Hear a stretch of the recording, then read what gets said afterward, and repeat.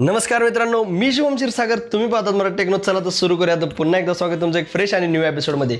जर तुम्ही क्रिएटर असाल तर तुम्ही ह्या गोष्टी अजिबात करायच्या नाहीत मित्रांनो.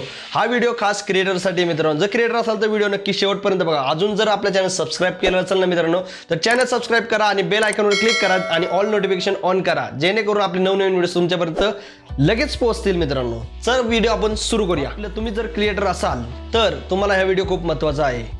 तुम्ही जर क्रिएटर असाल तर आणि तुम्ही नवीन चॅनल ओपन केला असेल तर तुम्ही काय करता, कोणती चूक करता तुम्ही पहिली, जी मी सुद्धा केली होती मित्रांनो. ती अजिबात करायची नाही चूक.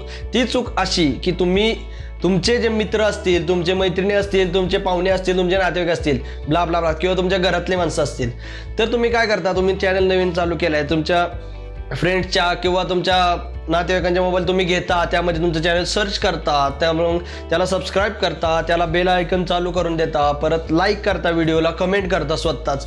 तर हे अजिबात करू नका मित्रांनो. याचा एक बॅड इम्पॅक्ट म्हणजे तुम्हाला माहिती आहे का, यामधून तुमच्या चॅनलवर किंवा तुमच्या व्हिडिओजवर ऑर्गॅनिक व्ह्यूज कधीच येणार नाहीत मित्रांनो. हे फक्त तुमच्या एक मनाला तुम्ही आशा दाखवताय की आपला व्हिडिओ बघितला जातोय, बाबा असं व्हायरल होतोय व्हिडिओ, आपल्या व्हिडिओला वॉच टाइम भेटतोय. हे मात्र चुकीची गोष्ट आहे मित्रांनो.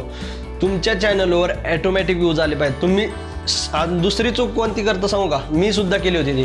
तुमच्या चॅनलची किंवा तुमच्या व्हिडिओची लिंक तुम्ही व्हॉट्सअपद्वारे शेअर करता, मेसेजद्वारे शेअर करता, फेसबुकला शेअर करता मित्रांनो. हे अजिबात करू नका मित्रांनो.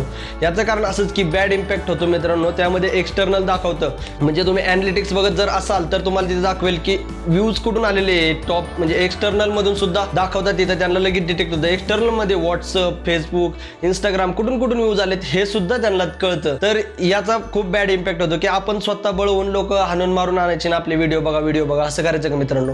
हे असं अजिबात करू नका. व्हिडिओ आपली ऑर्गॅनिक व्ह्यूज आले पाहिजेत मित्रांनो. अशी व्हिडिओ बनवा जेणेकरून ती तुमच्या सर्च रिझल्टमध्ये आली पाहिजे. सर्च रिझल्टमध्ये येऊन तुमचे व्हिडिओ जर व्ह्यूज आले पाहिजे, वॉच टाइम वाढला पाहिजे, अशी व्हिडिओ तुम्ही बनवा.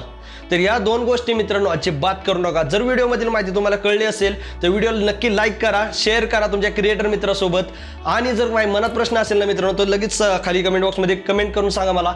आणि जर चॅनलवर पहिल्यांदा व्हिडिओ बघत असाल मित्रांनो, तर सबस्क्राईब नक्की करा आणि बेल आयकॉनवर क्लिक करा आणि ऑलचं नोटिफिकेशन ऑन करा मित्रांनो. व्हिडिओ पाहिल्याबद्दल पुन्हा एकदा धन्यवाद मित्रांनो. जय हिंद.